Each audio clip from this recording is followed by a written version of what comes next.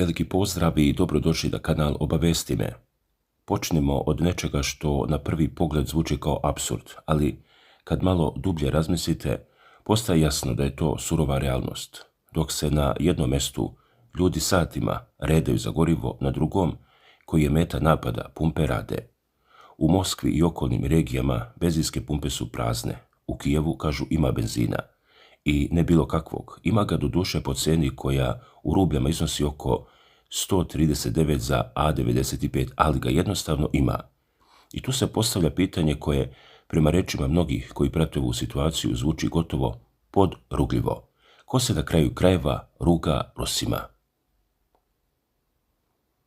Ova priča nije o jednom kvaru na pumpi ili o jednoj isporuci koja kasnije. Ovo je priča o lancu događaja koji se povlači od Moskovske oblasti preko Sibira sve do Krima i koji utiče na svakodnevni život običnih ljudi. I u svakoj karici ovog lanca isti je problem.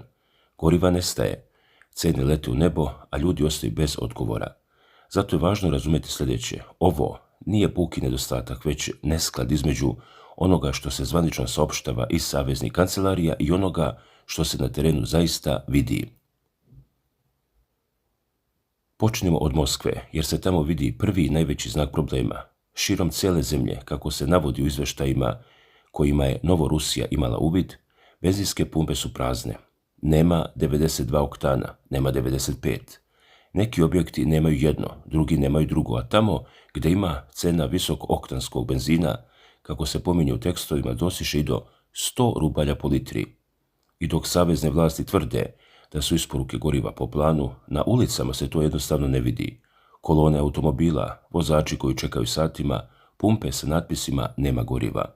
Tu dolazimo do prvog velikog pitanja. Zašto onda nestaje benzin ako je sve po planu? Ako su rafinerije radile, ako su rezerve bile na nivou, zašto se ovo dešava? Pojavile su se različite teorije. Kako se navodi, jedna od njih, koje se često pominje u medijima, jeste obična ljudska panika. Podsjeća na ono što smo već vidjeli sa heljdom, solju i šećerom u prethodnim godinama. Ljudi čim čuju da bi moglo da nestane, krenu da gomilaju zalihe i onda, umjesto da se potrošnja normalizuje, ona eksplodira.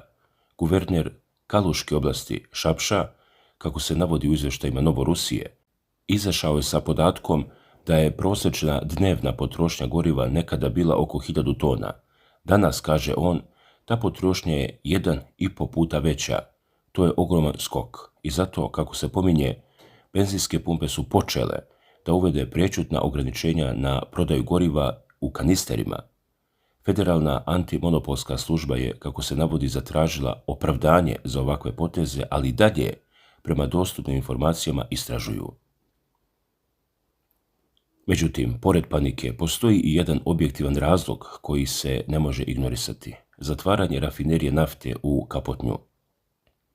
Ova rafinerija, kako se navodi u izvještajima, pokrivala je do 70% potrebe Moskovske regije za gorivom, 70% ljudi.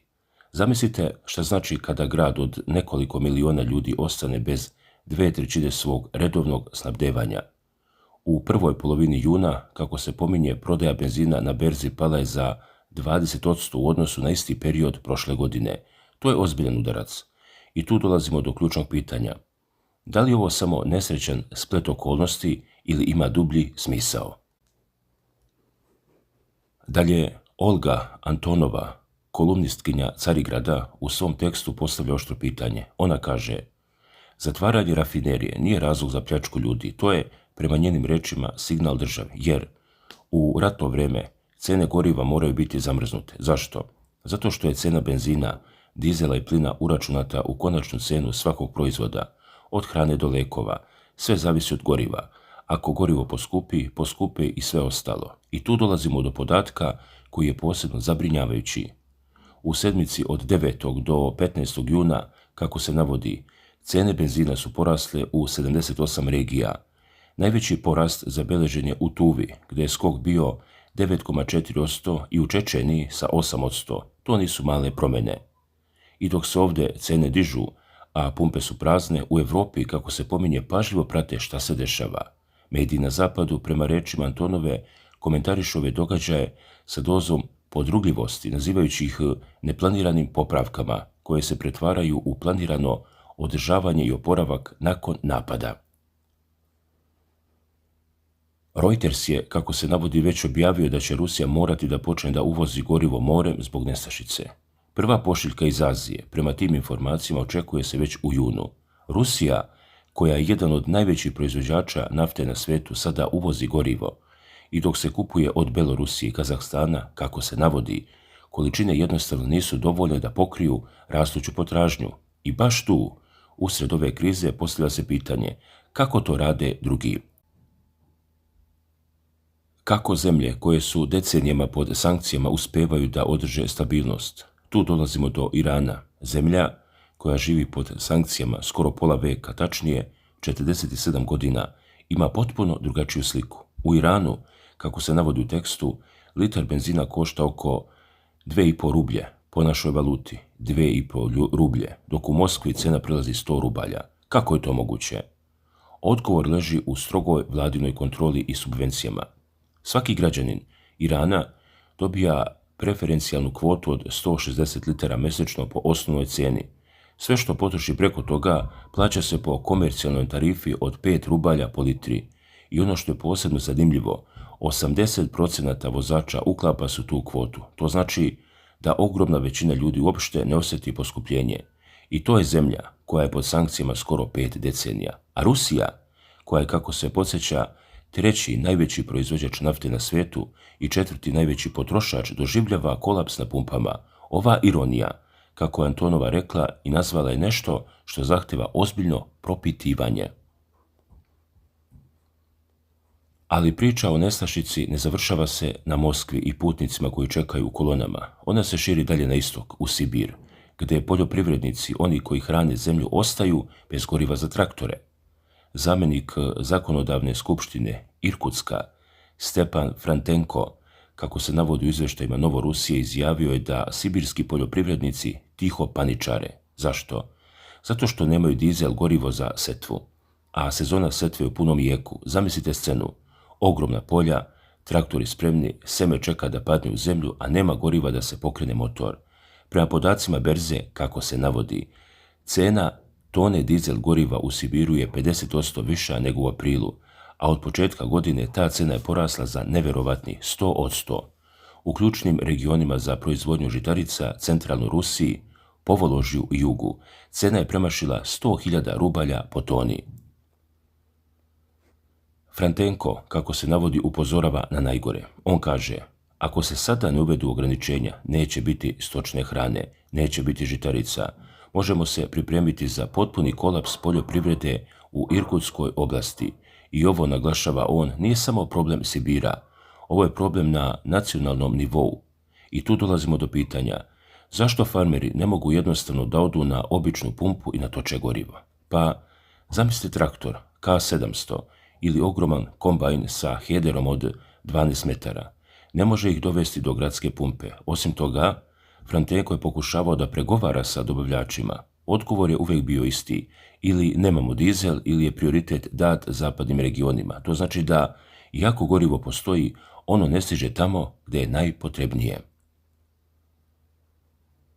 Pojedini analitičari, među kojima se posebno ističe financijski analitičar Vladimir Levčenko, kako se navodi u tekstovima Novorusije, sigurno su da ovo nije slučajno. Levčenko tvrdi da je reč o zaveri.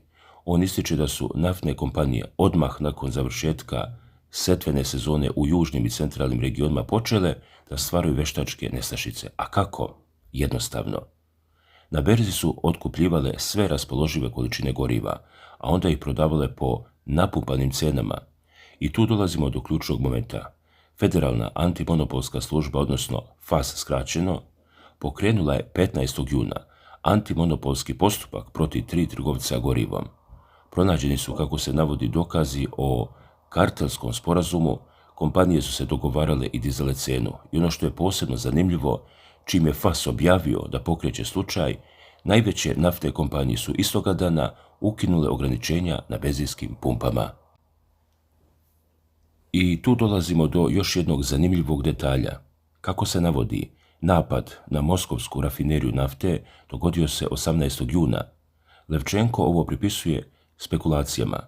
Gazprom Neft je vlasnik te rafinerije, koja snabdeva više od trećine tržišta goriva u Moskovskoj oblasti i značajan deo mlaznog goriva.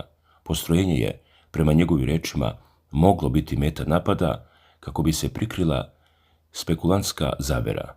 Slučajnosti su, kako kaže, nečuvene. Dok se pažnja javnosti usmerava na napad, naftni spekulanti nesmetano podižu cene. Šta ovo preti u bliskoj budućnosti, pitaju se mnogi. Prognoze su sumorne. U narednih 1 do 2 sedmice veleprodajne cene će nastaviti da rastu, a doći će i do lokalnih poremećaja na pumpama. Za 1 do 3 mjeseca Moskva će postati najveći potrošač, potpuno zavisan od isporuka iz drugih regija, a to povlači lančanu reakciju. Troškovi transporta će porasti, što će vršiti dodatni pritisak na cene u cijelom europskom delu zemlje. To će, kako se ističe, posebno biti tačno ako se problemi istovremeno pojave i u rafinerijama u Jazanju, Jaroslavlju ili Nižnjem Novgorodu. Jedan kvar na više mjesta istovremeno, to bi bio pravi kolaps. I dok se ovdje odvija drama na zapadu, kako se navodi, radosno trljaju ruke. Neprijateljski mediji, kako se pominju u tekstovima, objavljuju mape krize sa gorivom i tvrde da će cene samo nastaviti da rastu. Posebno su oduševljeni ograničenjima koja se uvode. U Moskvi, na primjer, benzinske pumpe prodaju samo 30 do 50 litara po kupcu. U Sankt Peterburgu su zabranili prodaju benzina u kanisterima, a snimak goruće rafinerije nafte koju su snimili migranti, kako se pominje, deli se u terabajtima. NATO je prema ovim navodima jednostavno oduševljen, jer slabost u snabdevanju gorivom znači slabost u logistici, a slabost u logistici znači slabost na frontu. Ali priča o gorivu se ne završava na ruskim granicama. Pređemo sada na Krim, gdje se situacija posmatra iz drugačijeg ugla. Ukrajinski televizijski kanali trube o proglašenju vanrednog stanja na poluostrvu, govore o masovnom egzodusu stanovnika, o praznim policama u prodavnicama, o strahu koji zahvata ljude. Savjetnik ukrajinskog ministra odbrane, kako se navodi, obećao je da će se Rusi sećati sa užasom onoga što Ukrajina priprema za Krim, ali kolumnistkinja Carigrada Natalija Zalevska u svom tekstu donosi potpuno drugačiju sliku. Ona kaže, nema nikakvog vanrednog stanja. Nema policijskog sata na neodređeno vrijeme. Na Telegram kanalima guvernera Krima, Aksionova i guvernera Svastopolja, Razbožajeva, kako se navodi, nije bilo nikakvih takvih objava. Zalevska ovo naziva informativnim napadom, osmišljenim da izazove paniku među stanovništvom. A šta je sa masovnim egzodusom? Piše se da Krimljani masovno beže na kopno. Zalevska tvrdi suprotno. Ona kaže, lokalno stanovništvo ne beži.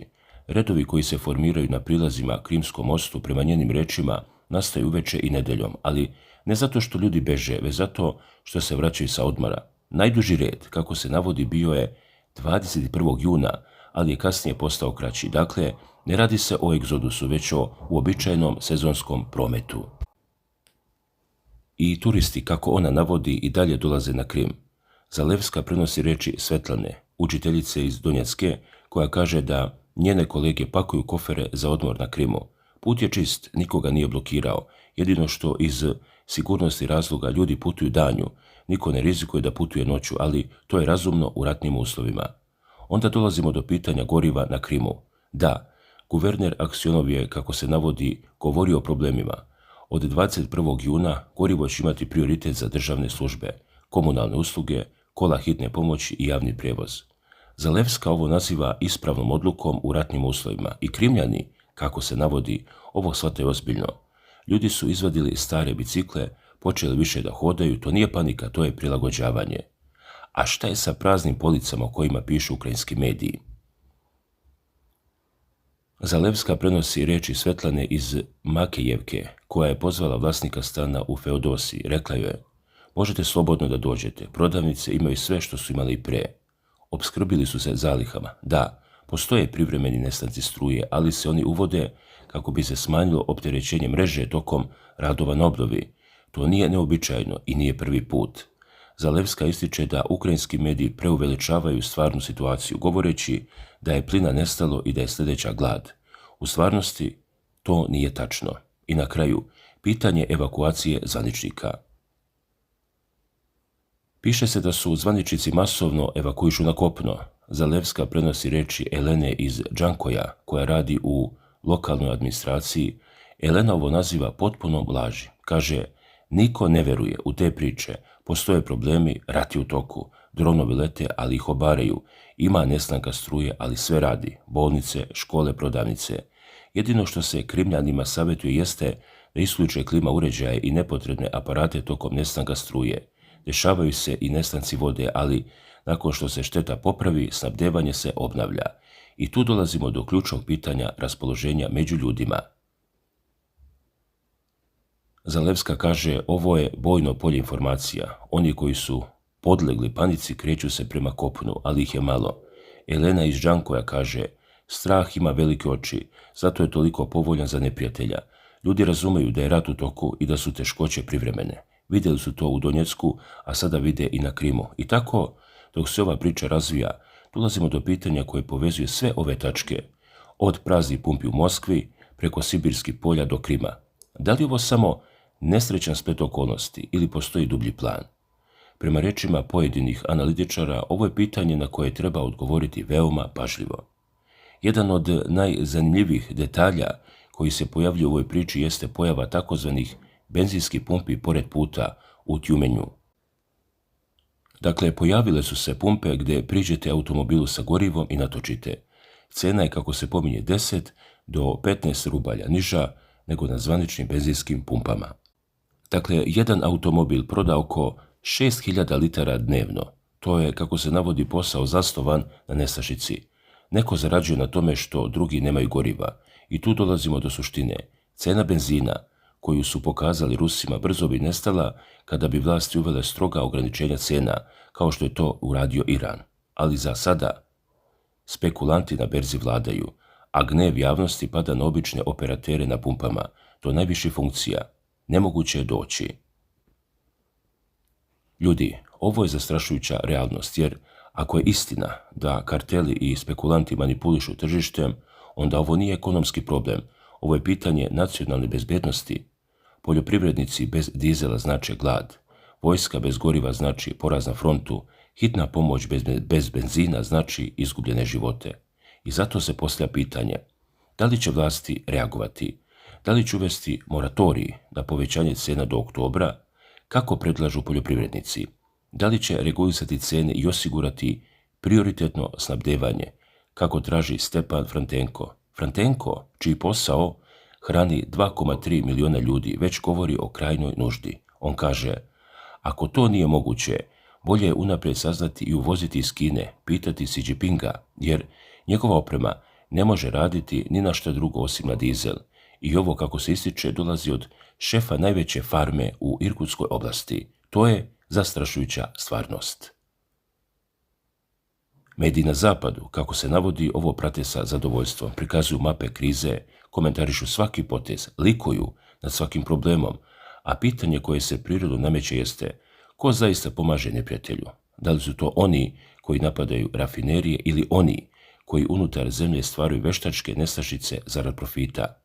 Priča se ovdje ne završava, jer dok mi razgovaramo o ovome, pumpe u Moskvi su i dalje prazne, traktori u Sibiru i dalje stoje, a Krimljani i dalje biciklima idu na posao. Pitanje samo koliko dugo će ovo trajati i šta će biti kada zalihe hrane počnu da nestaju. I, dragi gledalci, stigli smo na sam kraj ove ogromne analize. Ušli smo u samu srž i pokušali da obradimo ono što danas predstavlja možda i najosjetljivije pitanje za Rusku federaciju, pitanje ekonomije, infrastrukture i svakodnevnog života običnih ljudi. Kao što smo mogli da čujemo, kako prema pojedinim ruskim medijima, tako i prema zapadnim izvorima, situacija u pojedinim delovima Rusije, ali i na teritorijama koje su pripojene Ruskoj federaciji, postaje veoma ozbiljna. Nestanci struje, problemi sa vodosnabdevanjem, prekidi u infrastrukturi, pa čak i nestašice goriva u pojedinim regionima, otvaraju mnoga pitanja o tome šta se zapravo dešava. Ako je makar 20% svega ovoga tačno, onda možemo reći da situacija ne ide u najboljem pravcu za Moskvu. Posebno zato što govorimo o zemlji koja je jedan od najvećih proizvođača nafte, gasa i energenata na svetu. Zato mnoge ljude danas zbunjuje Kako je moguće da se u pojedinim delovima zemlje pojavljuju problemi sa gorivom, energijom ili osnovnom infrastrukturom?